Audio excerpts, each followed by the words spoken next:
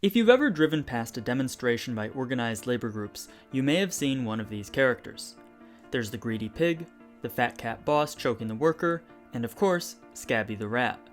These inflatables are frequently used by labor unions on strike as a visual symbol of their grievances. But according to a memorandum by the National Labor Relations Board, headed by a Trump appointee, that all may change.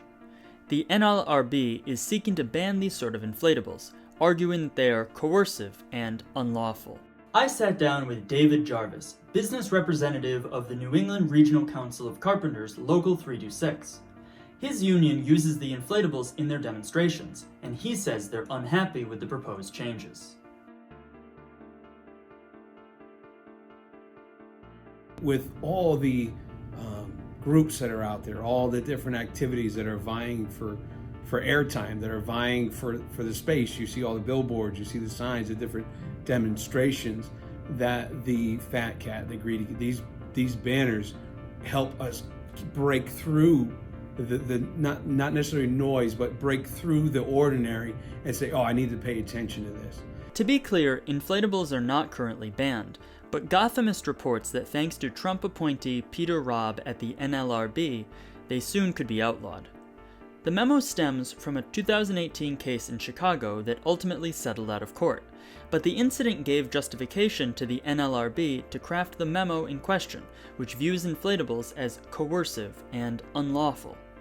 Prior to the Trump administration, the NLRB ruled at least 3 times that as long as inflatables do not move or block entryways, they are perfectly legal. They tend to be a little bit bigger than your typical paper sign. So we study the area that we're going to be in. We look at traffic, if it's going to be an intersection, so that we don't become an obstruction, so that we don't impede traffic, and we make sure that we position them correctly, where if we're near an intersection, that cars can still get around it and people can still walk by. So we don't want to be an obstruction, but we want to send the message. So many times we'll deal with the enforcement that's there, and we come up with the best place according to them. Every town can be a little different, every state can be a little different. So we work with those people there to say, all right, where's the best place? This is part of what we're doing. And most of the time we come to an agreement where everybody's happy and in support of it. Now, a lot of the initial pushback is from the person that you're saying, hey, you're pointing out their fault, right? So it doesn't matter what it looks like or where you put it, they're going to have an objection to highlighting the fact that they're cheating people, misrepresenting workers, or exploiting workers. I even used the Noise app on my Apple Watch to measure sound levels from the generator. The average volume was around 81 decibels, which is less noisy than standing by the sidewalk and hearing a car drive by. Of course, I wanted to hear the perspective of folks on the other side of the issue, so I got in contact with a number of groups that are historically critical of labor organizing, including the Connecticut Business and Industry Association, the Yankee Institute, and the Council on a Union-Free Environment. All groups I reached out to either told me they have not taken a position on the matter or did not respond by the time of publication. What makes this story more interesting to me is how little coverage there's been about it. The memorandum was released in late July, and there's been scant attention paid to it ever since.